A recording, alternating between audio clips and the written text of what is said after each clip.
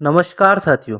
अगर आप भी अपने पोर्टफोलियो में लार्ज कैप जैसी स्टेबिलिटी के साथ साथ स्मॉल कैप जैसा हाई रिटर्न चाहते हैं तो आपको कुछ पैसा मिड कैप फंड में लगाना चाहिए।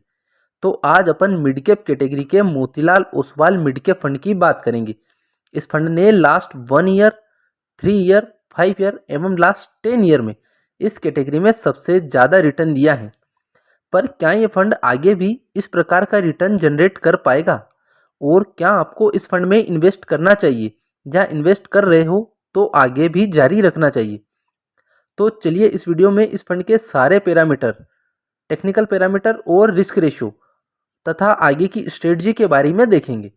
फंड के बेसिक्स की बात करें तो इस फंड को 24 फरवरी 2014 को लॉन्च किया गया। फंड का बेंचमार्क है निफ्टी मिड कैप 150 TRI। वहीं फंड का AUM है 20,055 करोड़।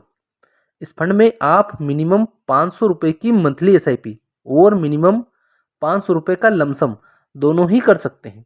वहीं फंड के एक्सपेंस रेशियो की बात की जाए तो वो है 0.57%, जबकि कैटेगरी एवरेज एक्सपेंस रेशियो है 0.73%।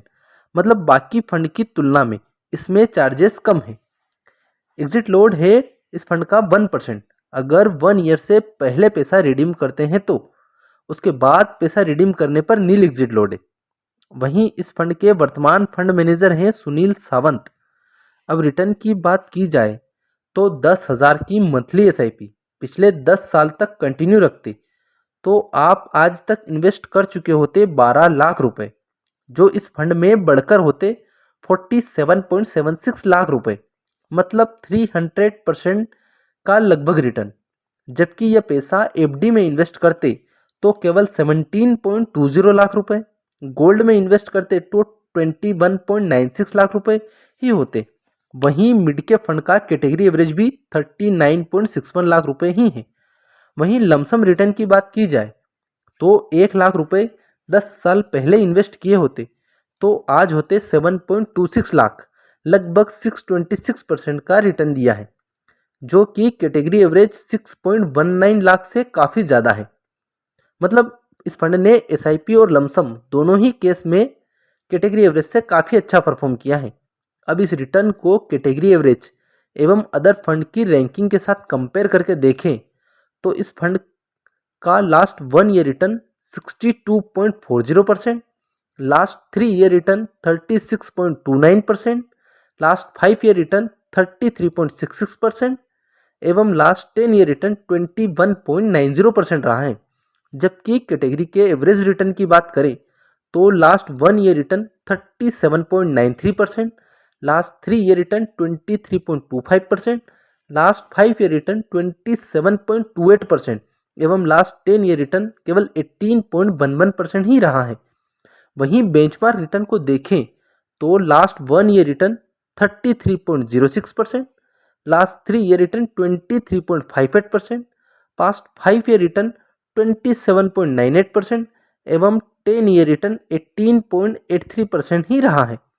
वहीं रिटर्न रैंकिंग की बात करें तो इस फंड की 1 year rank 1 out of 29, 3 year rank 1 out of 25, 5 year rank 1 out of 23 एवं last 10 year rank 1 out of 20 रही हैं। अब इस फंड के रिस्क रेशियो को देखें ताकि ये पता चले कि कहीं फंड ने इतना ज़्यादा रिटर्न ज़्यादा रिस्क लेकर तो नहीं दिया है। तो चलिए रिस्क रेशियो में शुरू करते हैं पहले अल्फ़ा से। अल्फ़ा की बात की जाए तो इस फंड का अल्फ़ा है 10.67, जबकि कैटेगरी एवरेज अल्फ़ा है 0.65। मतलब इस फंड ने बेंचमार्क की तुलना में 10.67% ज़्यादा रिटर्न दिया है, जबकि कैटेगरी एवरेज ने बेंचमार्क से 0.65% ही ज़्यादा रिटर्न दिया है। वहीं नेक्स्ट पैरामीटर बीटा की बात की जाए तो इस फंड का बीटा है 0.82, जबकि कैटेगरी एवरेज बीटा है 0.90। दोस्तों बीटा हमें बताता है फंड की वोलेटिलिटी के बारे में। बीटा जितना कम हो फंड उतना ही अच्छा है, क्योंकि फंड उतना ही कम वोलेटाइल है। मतलब बीटा रेशो के केस में भी ये फंड बाकी फंड की तुलना में काफ़ी अच्छा है। शार्प रेशो की बात की जाए तो इस फंड का शार्प रेशो है 1.47, जबकि कैटेगरी एवरेज शार्प है 0.88। दोस्तों शार्प रेशो मतलब किसी फंड ने कितना रिस्क फ्री रिटर्न दिया है, इसलिए शार्प रेशो जितना ज़्यादा हो उतना ही अच्छा है। मतलब शार्प रेशो में भी यह फंड कैटेगरी एवरेज से काफ़ी अच्छा है। अब टर्नओवर रेशो की बात करें तो इस फंड का टर्नओवर रेशो है 133%, जबकि कैटेगरी एवरेज टर्नओवर रेशो है 235.21%। दोस्तों पोर्टफोलियो टर्नओवर रेशो मतलब फंड मैनेजर कितना जल्दी अपने स्टॉक्स होल्डिंग को चेंज कर रहा है, इसलिए ये जितना कम रहे उतना ही अच्छा है। मतलब यहाँ भी Motilal Oswal fund category average से ज़्यादा अच्छा है। मतलब सारे ही risk ratio alpha, beta, Sharpe, standard deviation and Treynor तथा पोर्टफोलियो टर्नओवर रेशो सारे अच्छे हैं इस फंड के कैटेगरी एवरेज से। अब असेट एलोकेशंस की बात की जाए तो लार्ज कैप में 23.85%, मिड कैप में 71.96% एवं स्मॉल कैप में 1.86% इस फंड ने पैसा इन्वेस्ट किया है। जबकि टॉप होल्डिंग की बात करें तो कोफोर्ज सिस्टम में 9.86% एवं कल्याण ज्वेलर्स में 9.51% पैसा लगाया है। वहीं टॉप सेक्टर की बात करें तो वो है ऑटोमोबाइल, टेक्नोलॉजी एवं कैपिटल गुड्स। अब इस फंड की रेटिंग की बात की जाए तो क्रिसिल ने 5 स्टार एवं वैल्यू रिसर्च ऑनलाइन ने भी इस फंड को 5 स्टार रेटिंग दी है। वहीं मॉर्निंग स्टार ने भी 5 स्टार रेटिंग ही दी है। दोस्तों इस फंड को अपन ने सारे टेक्निकल पैरामीटर के आधार पर एनालाइज कर लिया है।